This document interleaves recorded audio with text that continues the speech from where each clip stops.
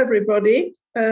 Welcome to a lovely subject to talk about, something to look forward to in the summer, which is fabulous flowers for cutting. So let's talk about briefly, what sorts of flowers should we be growing? Well, we can grow annual plants, which are grown from seed in the spring, and they flower in the summer, and then they don't grow again. You can collect the seed from them, and you can grow them the next year, or you can just buy seed packets. But there are two different sorts of annual plants that we can grow from seed, and it's important to know which they are. And if you look at the back of the seed packet, it should tell you whether they're hardy annuals or half-hardy annuals. So I'll start off with half-hardy annuals, which mean that they don't withstand frosty conditions. So we can start them off now in pots, in trays, indoors, and then when the threat of frost is over, we can harden them off, which means taking them out during the day into the daylight, bringing them in at night when the temperature drops. And you do that for about a week, they get hardy enough and they can then go out into pots. Some examples of these sorts of plants are things you should be used to seeing in the garden centres or supermarkets. Nicotiana, which is the tobacco plant, which comes in a range of colours from white to pink to red to green as well. Cosmos is another lovely plant, and actually we've got a fact sheet about how to grow it, so there's a lot more details on that. That goes on flowering right up until the autumn. And zinnia is another lovely colourful plant, so they're great half-hardy annuals. There are obviously more, so make sure you look on the packet.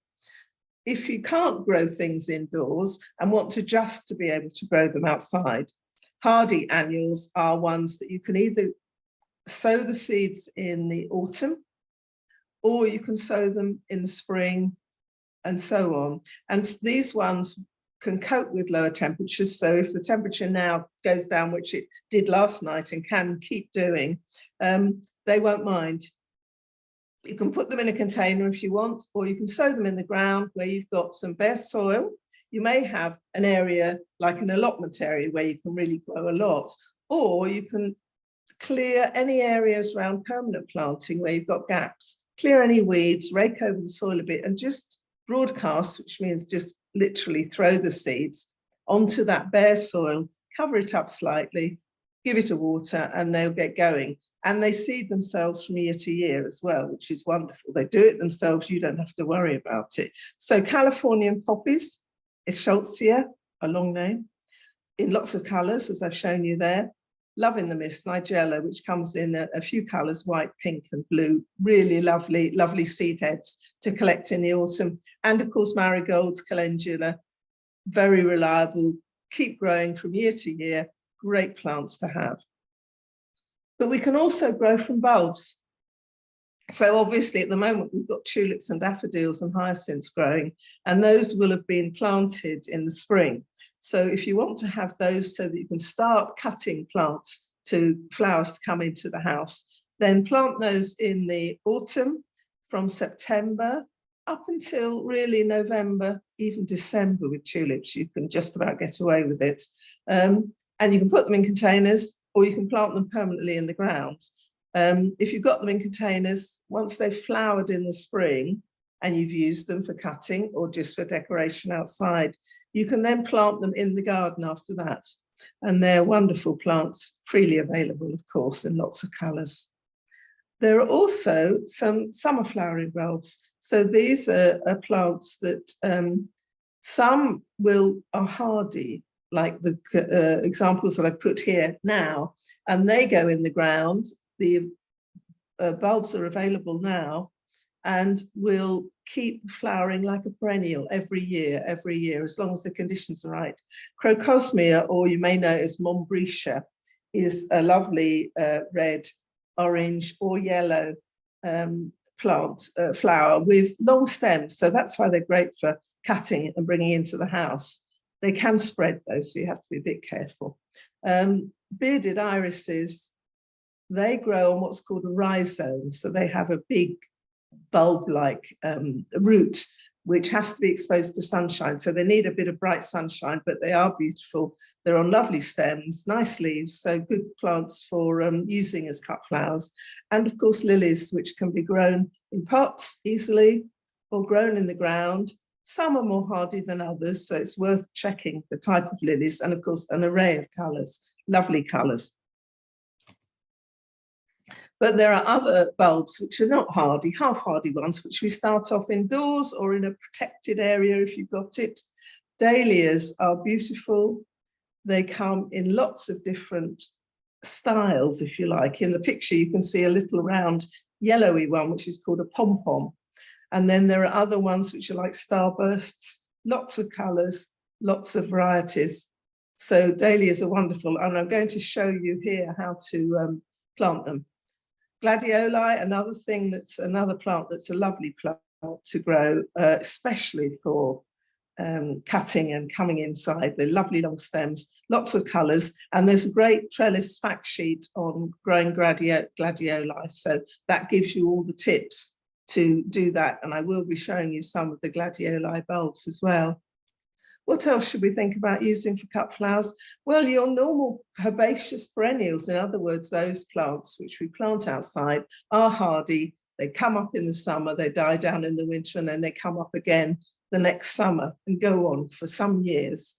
And they're lovely for cutting. So don't forget to think about perennial flowers, because you plant them outside, either in a pot if you don't have a lot of space, or in the garden space that you have. And they're very reliable, and good ones for cutting are phlox, which again comes in an array of colours, quite long stems, granny's bonnets, aquilegia, lots of different colours, and also freely seed themselves around the space. So they're easy. And later in the season, coming into autumn, asters, lots of different asters. You'll know Michaelmas daisies, which seed themselves everywhere, but there are lots of varieties you can buy, and these are great plants for flowering and bringing indoors. And of course, you've probably got shrubs around your area. So don't forget that in the winter, when we don't have a lot of the flowers that we're going to talk about growing, shrubs can be great. So forsythia in the spring, bring that into the house, have a bit of bright yellow, lovely. Viburnums, there are different ones that flower during the winter. Some have leaves, some flower without leaves, but nice flowers and very useful. And of course, coloured stems too, Cornus dogwood, bright coloured stems, very useful for just making a nice winter arrangement. So there's lots of fun using that. And don't also forget evergreen shrubs, which you could use for foliage any time in the year, which is lovely against your beautiful flowering plants. So now we're going to go on to looking at how we actually grow the plants that are here from seed. Sorry, this is, there we go.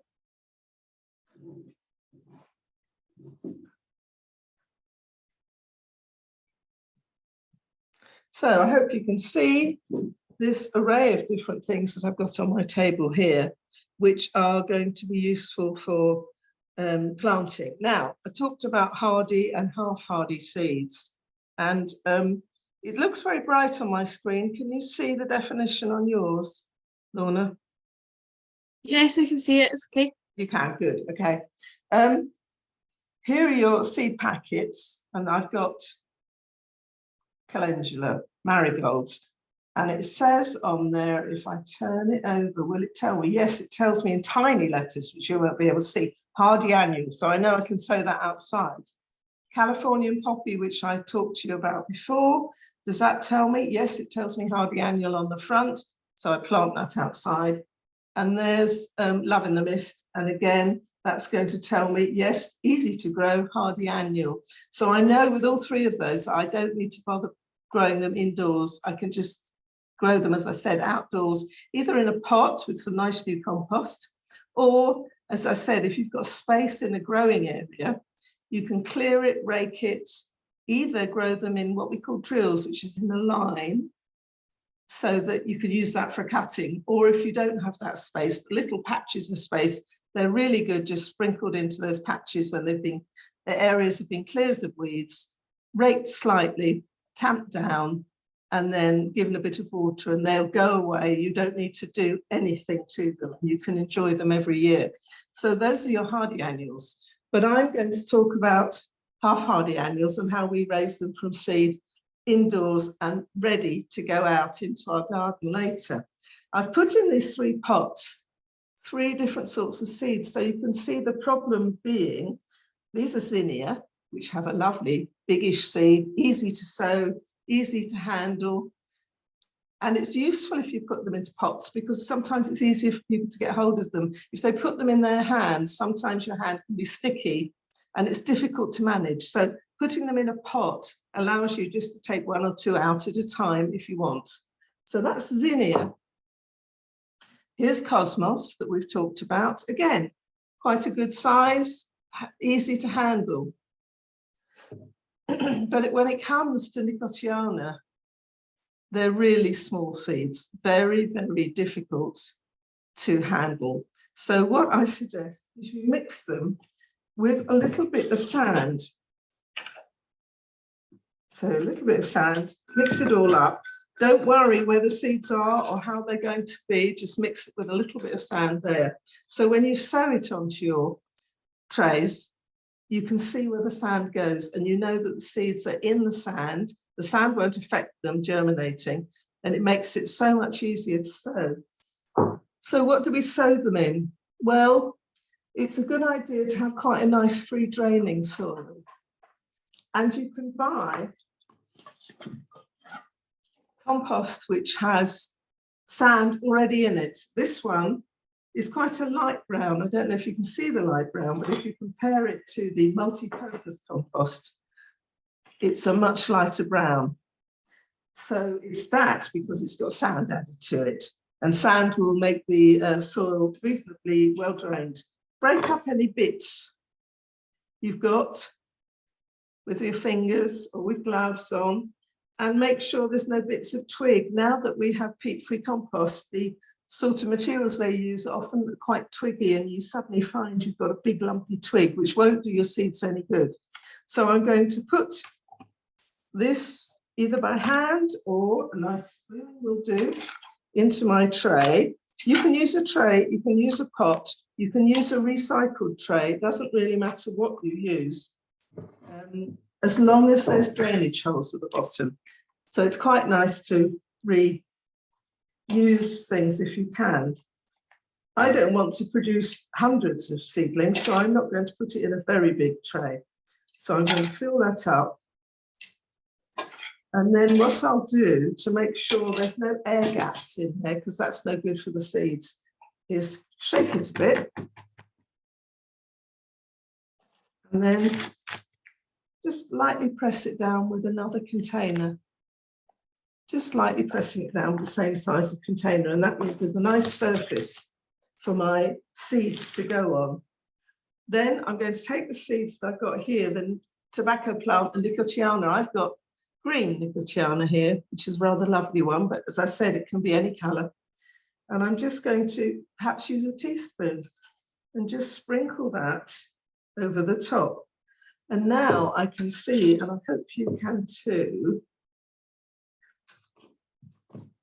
that the seeds are spread quite equally with the sand over my tray. Now, if I read the label, and it's really important to read the instructions they have, it tells me so thinly, well, I have because I've mixed it with the sand, do not cover with compost. Okay, so that's fine. Firm gently into the compost and keep moist. So all I need to do again is get my other tray, gently firm it down to make sure everything's touching, and then keep moist. So I'm going to keep it moist by putting it into a solid tray. That's an old one that I'm reusing. And I'm going to use my water bottle that I've drilled holes into just to lightly moisten the compost. The compost itself is moist. The other way you can do it is put more water in the bottom of your tray and just let it soak up, but you don't want to wash the seeds away.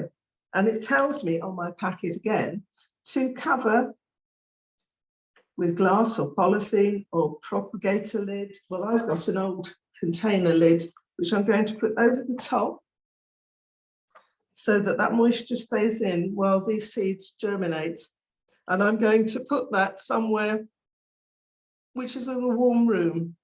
So if you've got a windowsill above a radiator, at this time of year when it does get cold, that's the best place to put it. And I will show you, I hope you can see this, these tiny seeds. Can you see that they've produced little tiny seedlings? I started this a week or so ago, so I'm very pleased to see that they are germinating, but they are tiny. So they're going to stay in that container for quite a long time, so that I don't have to handle very, very small seeds. Now, going back to some of our other seeds, oh, the other thing, of course, I forgot to say, label. Make sure you put a label and the date, so you know when you sowed your seeds. So I've got mine here and I can put the date, put the name, so I don't think, what's in that tray? I've forgotten.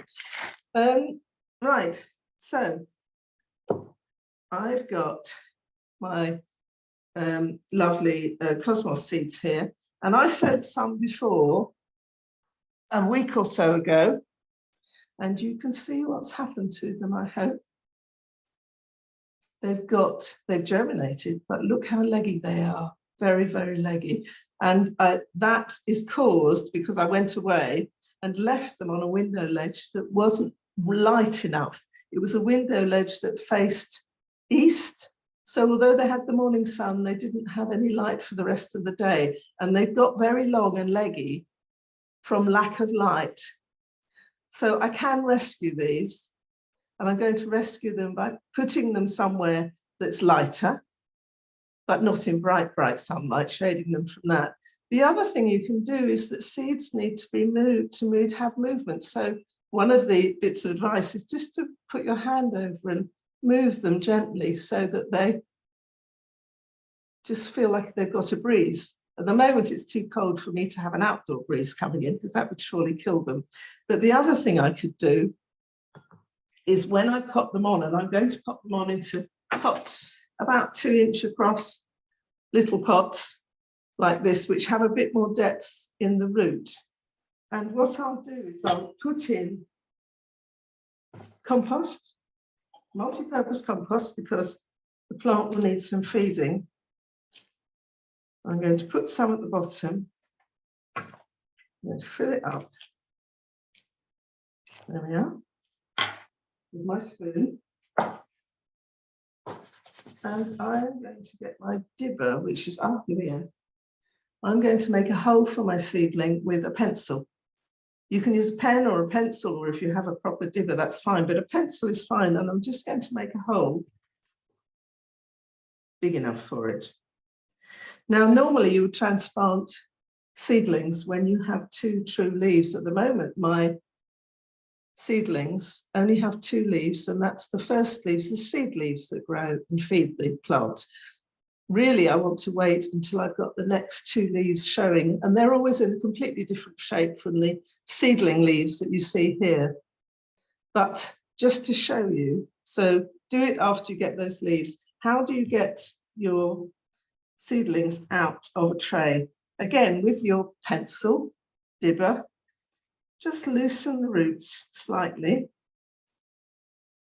And by holding on to the leaves, not the stem, you loosen it out and you hold on. And there is my seedling with its roots.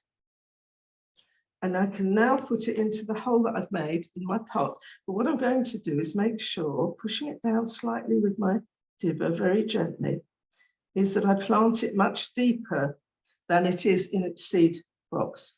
So there, I'm going to plant it so that there's a bit more support for it. And I'm going to add a bit more compost to make sure, but you can see it's not quite as tall as it was. So that's a way of rescuing seedlings which have got too leggy, and it's very common to do that. It's not an unusual thing, so don't feel badly if you do that.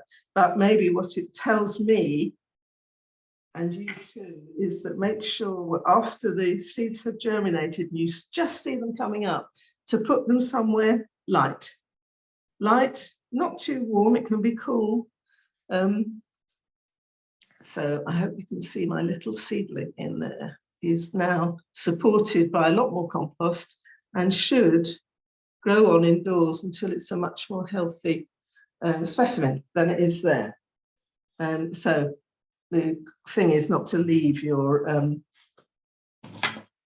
seedlings, but to check them every day. Right. So we've got different sorts of seedlings. And of course, if you want, you don't have to use a tray as I have with this one. If you've got old plastic containers that came with bedding from last year, I've got a smaller one washed, and you can use those again to sow your seeds. So either a tray or a couple of seeds in one of those reused modules is a great way of growing. I put in 2 or 3 because sometimes one doesn't germinate and it's always a pity. So if you have 2 or 3 little seedlings, you can choose the strongest one to pot on into your new pot full of multi-purpose compost now. So how do we grow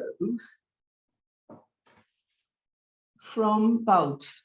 Well, for a start, what do we get? I was just going to show you this because I bought this wonderful bag of bulbs of different sorts. It's got freesias, it's got gladioli, it's got iris and alliums and so on. And this was £6.99 for 150 bulbs, which is pretty good going. So you don't have to spend a fortune. So look out for things like that where you get reasonably priced bulbs for the summer.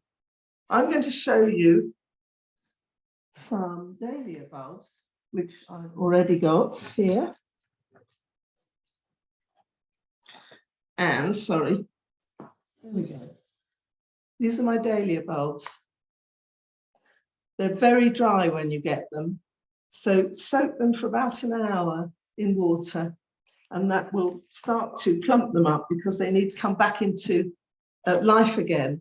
They've been stored for the winter and they're coming back to life. What do I do about potting them up? Well, have a look and see what size is that.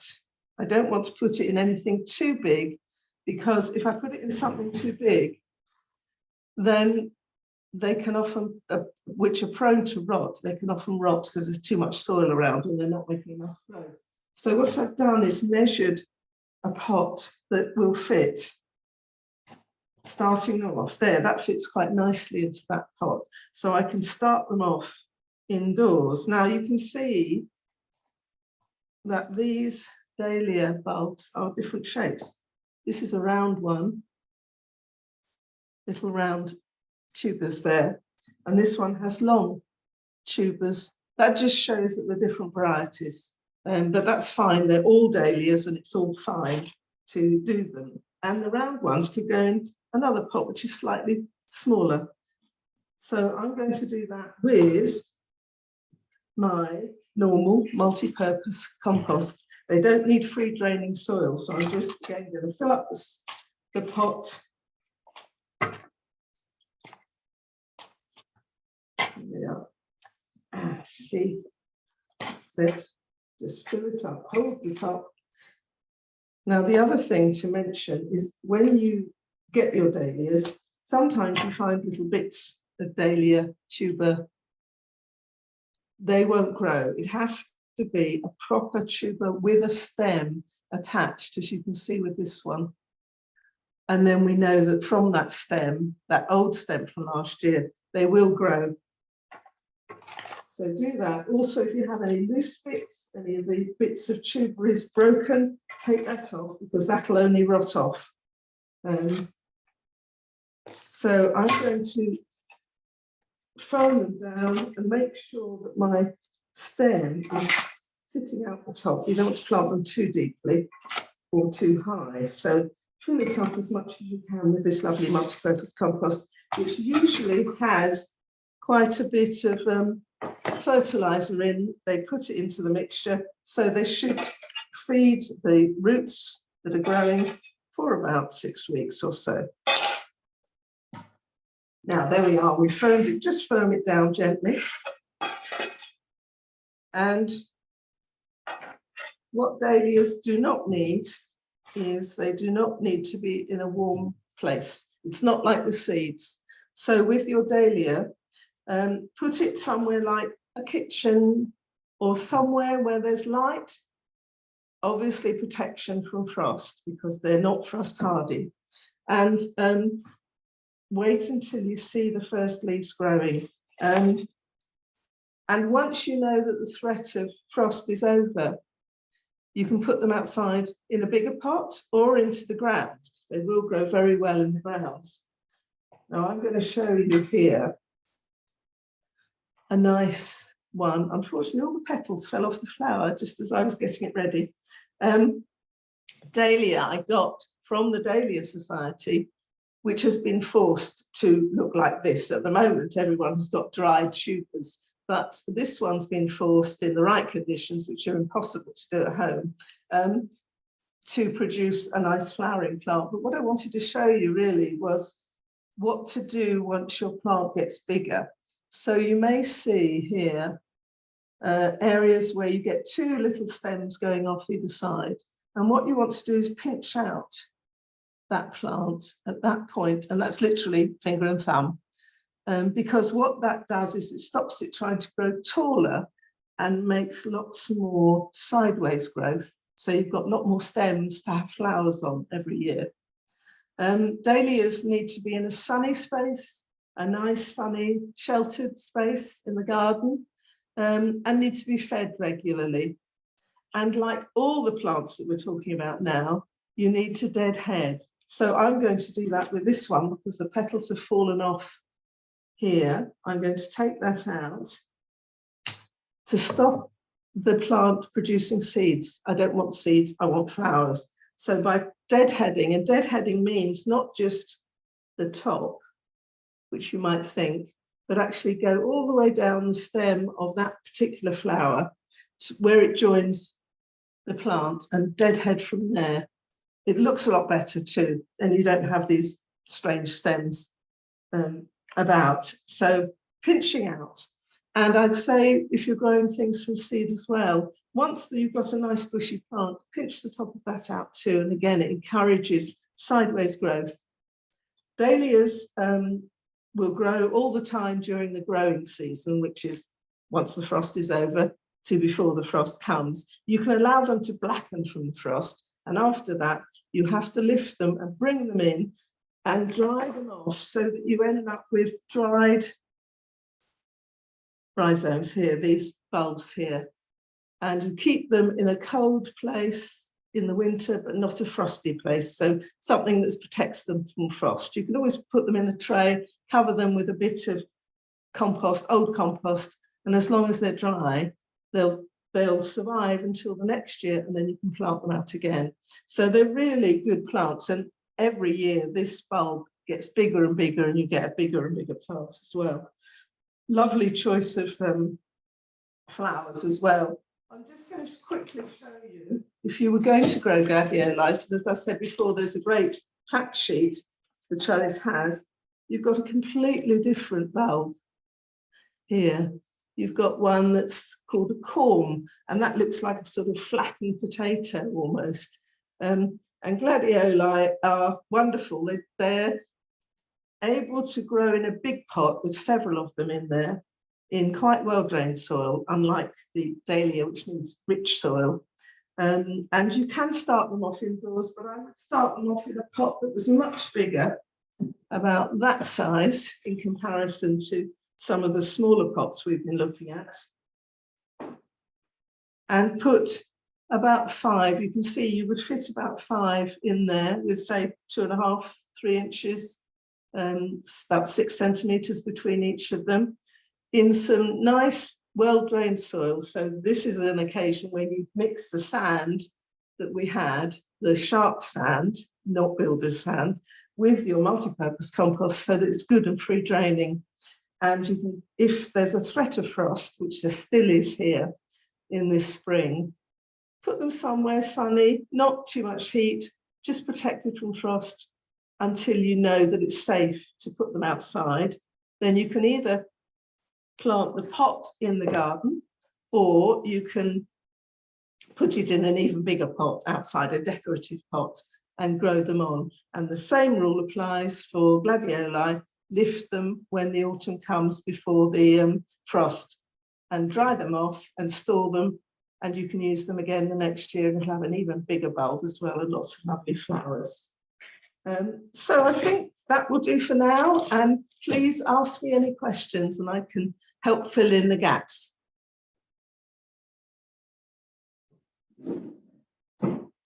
Thank you very much, Caroline. So if anybody has any questions, just pop them in the chat or raise your hand, and you can voice them.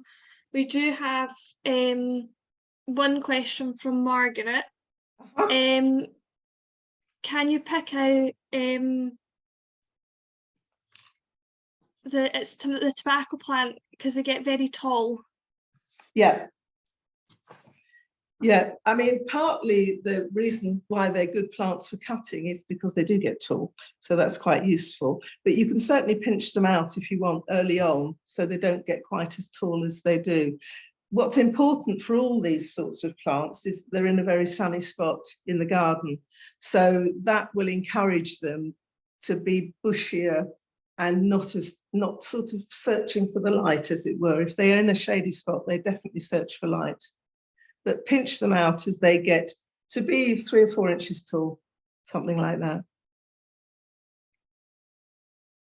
Great, thank you. Does anybody else have any questions or comments? Feel free to raise your hand and I'll have a look out for you. Raising your hand. Oh, we've got a question. Do you have to soak all bulbs? No, you don't. No. I should have made that point. It's a jolly good point to make. On the whole, you don't, because hopefully the soil that you've put them in is moist. It's really just dahlias improve, their growth improves if you have soaked them only for an hour, not for very long. I mean, you can miss out that bit, but I find it just helps them, it promotes the growth. But all the other things, like when I was talking about corms and so on, they're fine. They're fine. You don't need to bother. Most bulbs for lilies and so on, don't bother.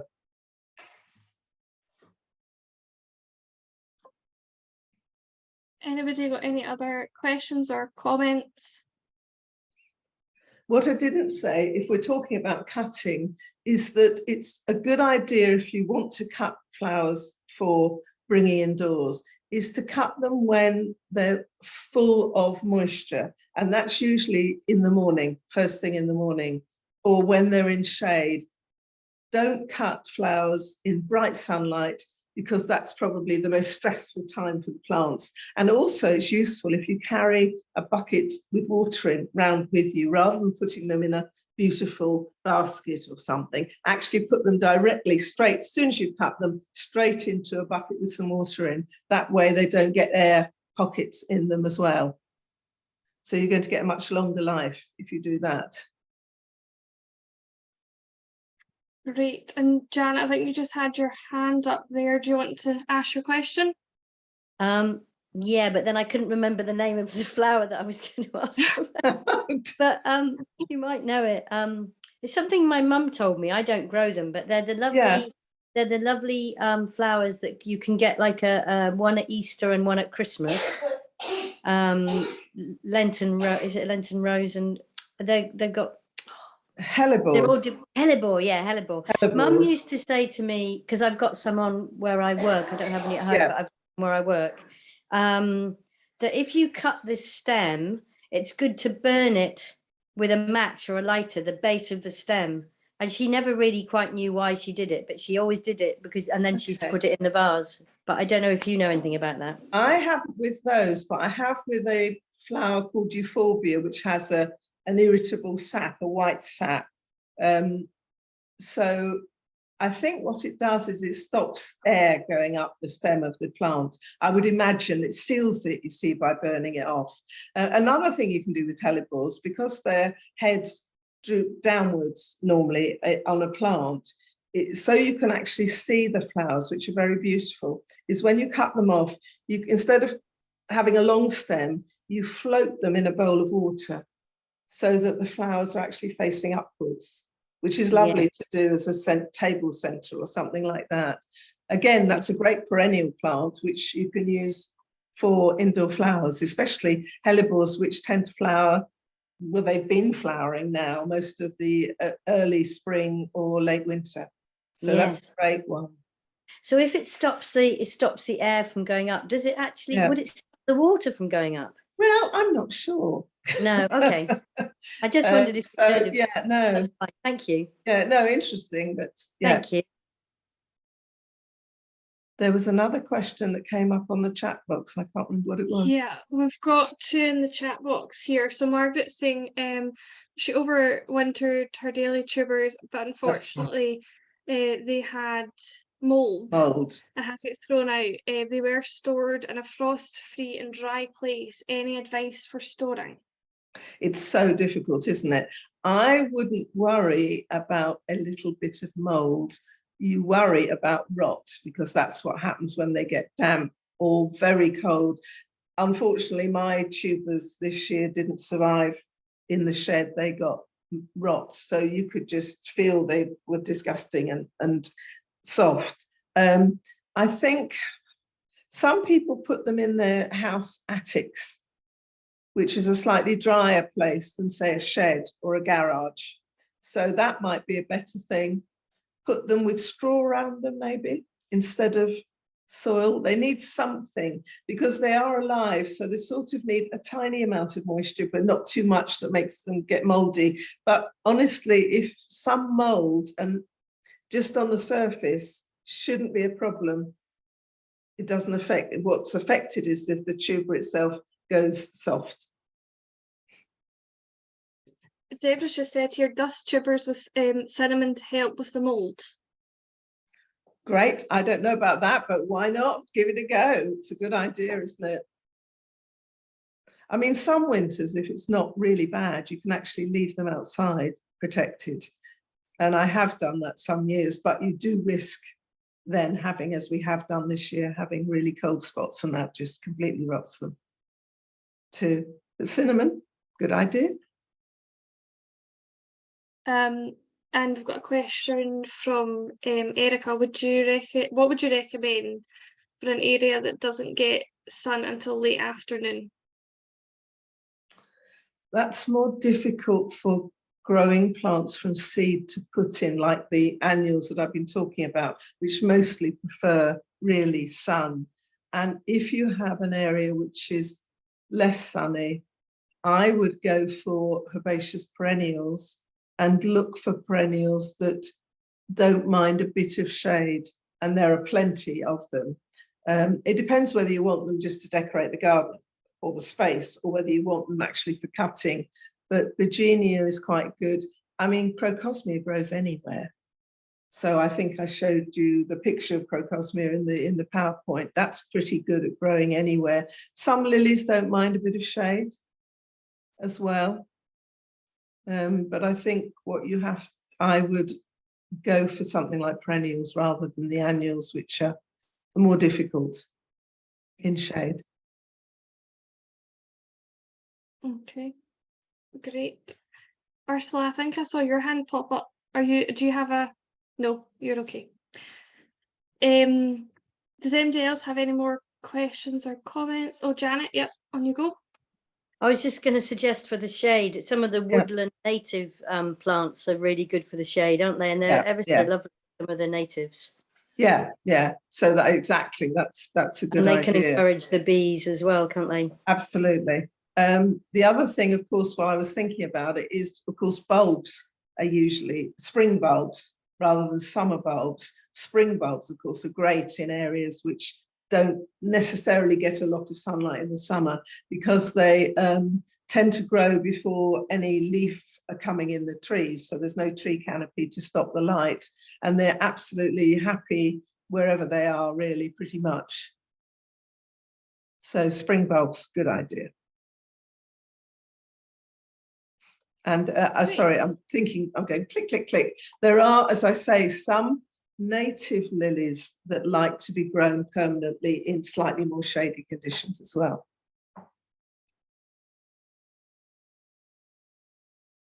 Right, Erica says, thank you. Okay, if we don't have any more questions and comments, I'll just have a quick. Well, Margaret's saying foxgloves like shady places. Yeah. Woodland plants also lily of the valley. Yeah. Great, thanks, Margaret. No, good thinking. Foxgloves are fantastic, and of course you can cut them. Lily of the valley are very picky about where they want to grow, but it's always worth a try.